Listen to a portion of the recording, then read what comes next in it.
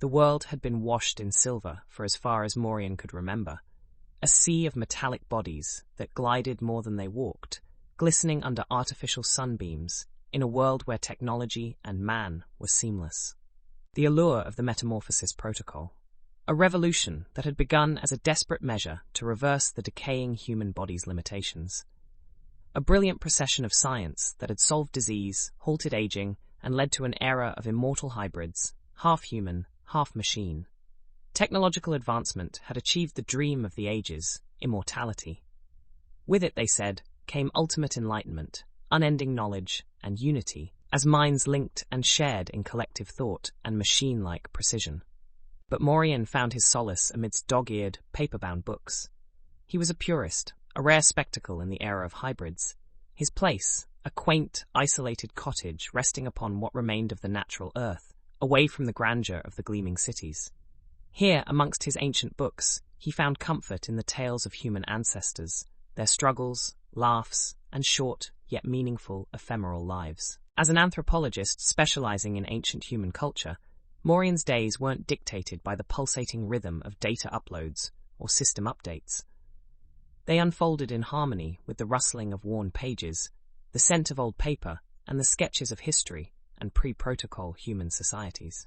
One day, as Morien was engrossed in analyzing a cryptic piece of parchment, a knock echoed through his cottage. He rose and opened the door to find an avatar of the Metamorphosis Council. "You've been avoiding us, Morien," the figure spoke. Its voice was devoid of emotion, a controlled synthetic voice. "But the Metamorphosis Protocol is non-negotiable." Morien frowned. Non-negotiable, even if it means losing our humanity. The avatar was quiet for a moment. They'd had this conversation before many times. "You believe this to be about individual freedom, but Morien, it's about survival." Morien was not a rebel, but he held an incurable fascination for the very essence of life. Its fleetingness, its unpredictable meanders, its strange, unforgettable symphony. And the Metamorphosis Protocol stripped all that away, replacing it with unending silver sterility. Later that evening, Morien traced his finger over an unusual symbol on the parchment. He cross-checked the symbol with the ancient glyph dictionary. It wasn't arthritis that made his touch unsteady, but burgeoning hope. The symbol characterized a community in hiding, untouched by the Metamorphosis Protocol, a safe haven, free from the metallic embrace of eternity. His heart pounded as he quickly packed essential supplies and documents into a worn-out leather bag. Morien steeled himself as he glanced to the sprawling city whose edges just about pricked the horizon from his cottage's vantage wilderness point. The digital behemoth stood silent. It would soon miss a heartbeat. Faced with the daunting task of forever losing his human heritage, Morien chose exile. His journey started as the last natural light faded, and the artificial sun began to glow in the silver city, leaving a trail of sparkling chromium reflections. Little did Morien know that his single stubborn choice would disrupt not just his own life, but the very essence of what remained of pure human existence. His journey into exile was not the question of his survival alone. It was the search for humanity's forgotten pulse and the confrontation with an unforeseen destiny lying deep within the echoes of the past. Morien stumbled down rock-strewn paths, lit only by the gleaming silver planet-peppered night sky. His cottage dwindled into the distance, a speck of warmth against the encroaching buzz of the city. He moved stealthily, evading surveillance cameras that dotted the wilderness with regular intervals.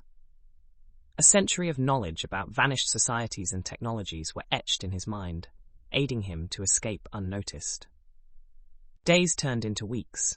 Fitful sleep, elusive meals, mountains, rivers, and deserts passed him by. He held on to a stubborn hope, bolstering himself with accounts of historic revolutions populated by those who dared to dance against the current.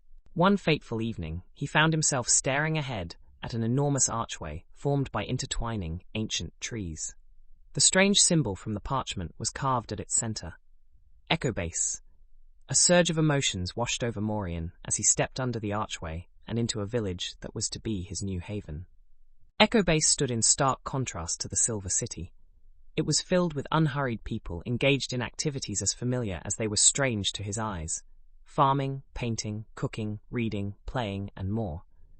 Children ran with natural laughter, their eyes warm, their bodies as organic and untampered as Morien's. The vibrancy of life was vivid and refreshing. He was introduced to the community in the village square, where they greeted him with smiles and curiosity. Eliora, a remarkably vivacious woman with crow feet hinting at years of laughter, stepped forward as their leader. She listened patiently as Morien shared his journey and his motives before warmly welcoming him into their midst. Over time, Morien felt a sense of belonging. He helped them improve their agriculture, introduced them to forgotten human leisure activities, and reveled in the community's warmth. His life was colored by moments that the Metamorphosis Protocol deemed unnecessary. Shared meals, comforting embraces, the joy of manual creation, and the profound catharsis of shared stories. Though the community knew about the world beyond Echobase and the Metamorphosis Protocol, they chose to live in sync with the rhythm of nature. Morien learned that they reflected the bare essence of humanity, even amidst the struggles of survival. Their births, their deaths, even their diseases, were a testament to the circle of life. Yet behind the normalcy, something lurked.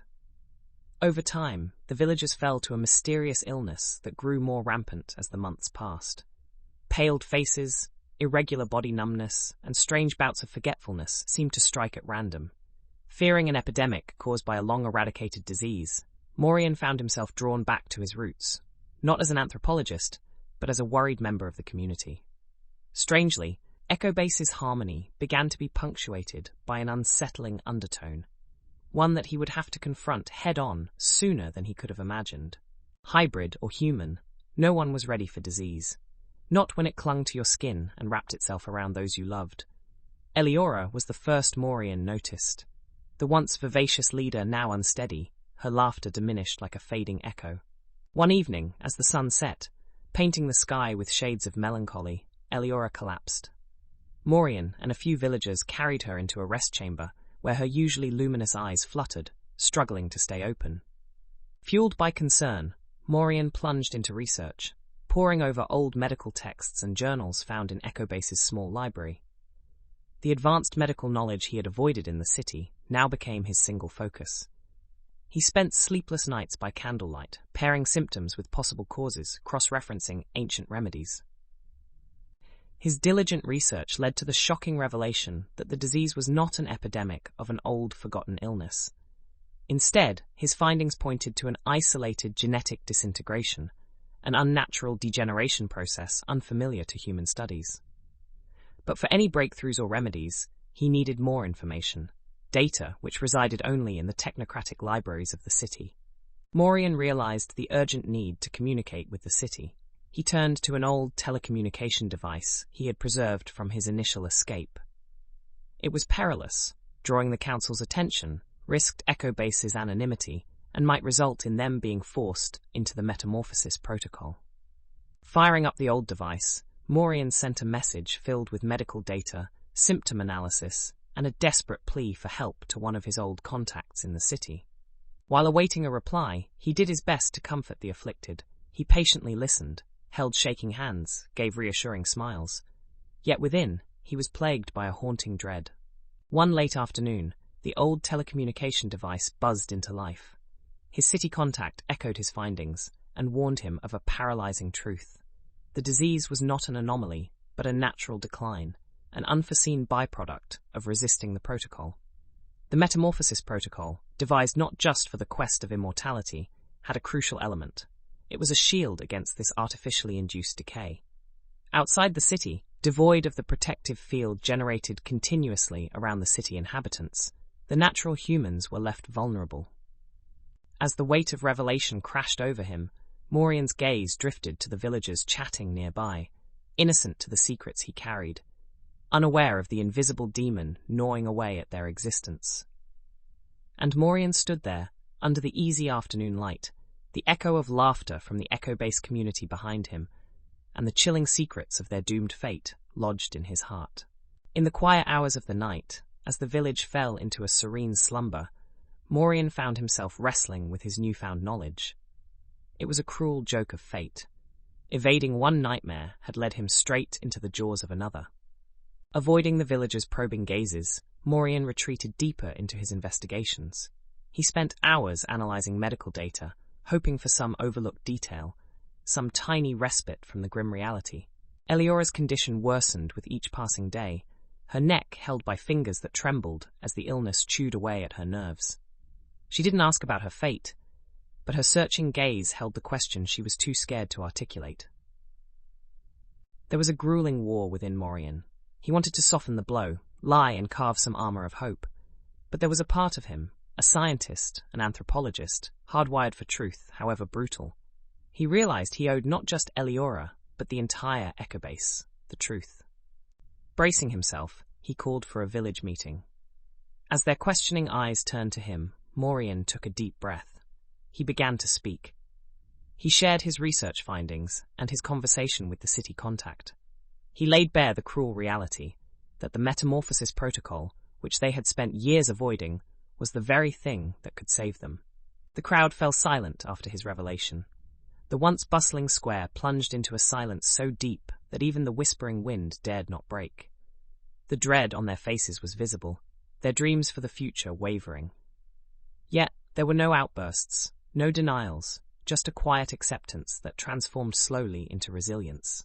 Eliora broke the silence. She extended her shaking hands and smiled, her fear having crystallized into acceptance.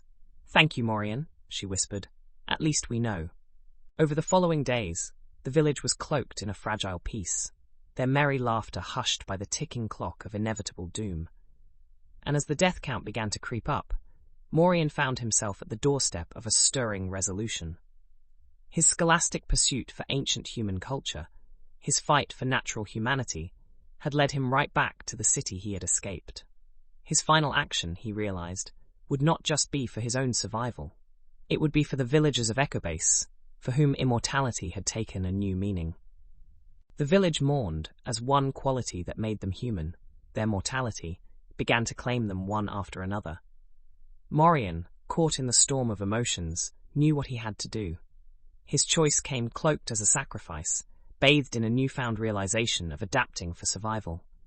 The time had come to face the metamorphosis protocol again, but this time for a cause greater than himself. Under the cover of the pre-dawn darkness, he made his way towards the city, his every footstep echoing the impending twist of his existence. He left a letter explaining his decision for the villagers, hoping they would understand his impending transformation. At the city's edge, the first glow of the artificial sun painted the horizon with gold. Morien watched it rise, the metallic city he'd fled from, his heart pulsating with a mix of fear, resolution, and a burning resolution. He entered the city, his human form instantly sticking out amidst fluid streams of conforming hybrids. Guided by an escort, immediately dispatched by the council, Morien was led into the heart of the city, the Metamorphosis Tower, its edifice reflecting the dawn light into brilliant silver halos. In the transformation chamber, as the protocol initiated, Morien thought of Echobase, the strumming guitars, hearty laughter, shared meals, every moment he had cherished. As the intense energy coursed through him, encasing his body in a cocoon of charged particles, he closed his eyes, letting out his breath in a quiet surrender to the impending invincibility. Morien opened his eyes, his sight enhanced by the hybrid lens, to a world detailed in hues and depths he never knew existed. He flexed his fingers, silver, fluid, not unlike the rest. Yet what truly surprised him was his consciousness. His fears of losing individuality were unfounded. He felt more like himself than he expected. Laying to rest his last fears of the transformation, Morien initiated his final part of the plan. Using his newfound privileges granted by his metamorphosis, he began negotiating with the council, not for himself, but for Echobase. In the biggest twist of time, a purist transformed into a hybrid, haggled and bargained for the very humans he had sought to protect. He meticulously crafted a deal: discretion for Echobase's location, medical support for the illness-stricken villagers, and the right to let those willing to stay human remain so. And so, Morien, a symbol of resistance, ironically became a bridge. A bridge that connected the unyielding village huddled in the lap of nature to the shining network of immortal hybrids. His remarkable choice had not only saved Echobase and its inhabitants, but also stirred an unforeseen change that reverberated in every corner of their world. His dance with destiny told a tale of a twist bravely confronted, of a protocol accepted not in surrender, but in strength, and of an echo resounding with the symphony of humanity. While he was undeniably not quite human anymore, Morien knew he had never been more human in his choices than he was in that transformative moment.